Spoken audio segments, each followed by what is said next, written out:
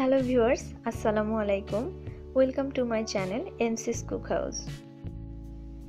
আমরা অনেকেই আছি যারা ঝাল খেতে খুব বেশি পছন্দ করি। তাই ঝালপ্রিয় মানুষদের জন্য আজকে আমি তৈরি করছি এক ধরনের মজাদার ঝাল পিঠা। এটি তৈরি করতে আমাদের যা যা লাগবে: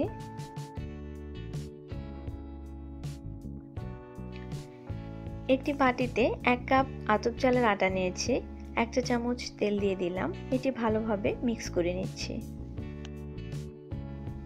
এবার হাফ কাপ পরিমাণ পানি দিয়ে ভালোভাবে মিক্স করে নিচ্ছি। মিক্স হয়ে গেলে এটি আলাদাভাবে রেখে দেব।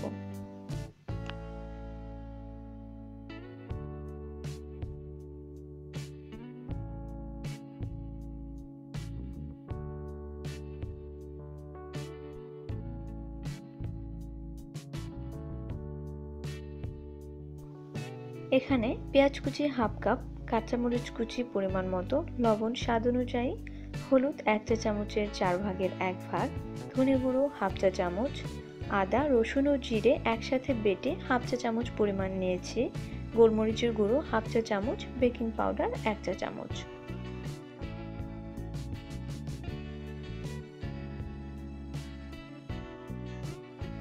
বাটিতে একটি ডিম নিয়েছি। এবার এটি ভালোভাবে ফেটে নিচ্ছি।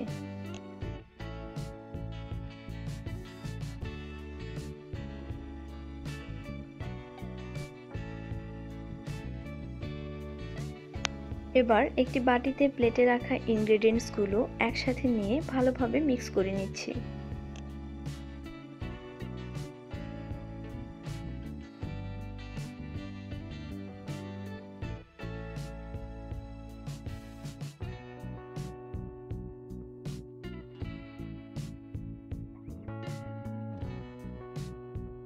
মিক্স হয়ে গেলে তৈরি করে রাখা আটা দিয়ে দিলাম।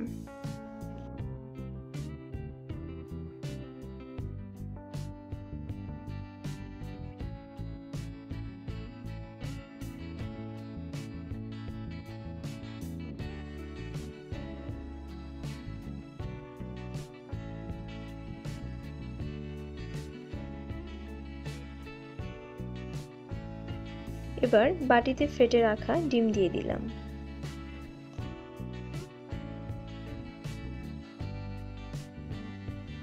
ডিম দেবার পরে যদি মিশ্রণ খুব পাতলা হয়ে যায় তাহলে কিছু সামান্য পরিমাণ আটা অ্যাড করা যেতে পারে। মিশ্রণটা খুব পাতলা বা খুব ঘন হবে না।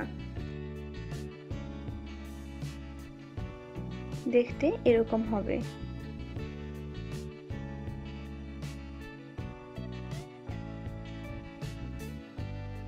এবার ফ্রাই প্যানে তেল হালকা গরম হয়ে আসলে একটি গোল চামচের দ্বারা পিঠেগুলো দিয়ে দিচ্ছি। আপনি চাইলে হাত দিয়েও দেওয়া যেতে পারে, তবে আমি গোল চামচ ইউজ করেছি যাতে পিঠেগুলোর পরিমাপটা সমান হয়।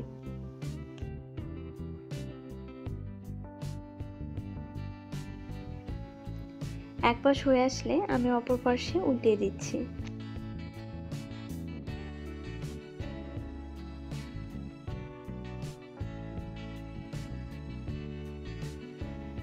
চার থেকে 5 মিনিট পর হালকা ব্রাউন কালার হয়ে আসলে এটি নামিয়ে নিচ্ছি।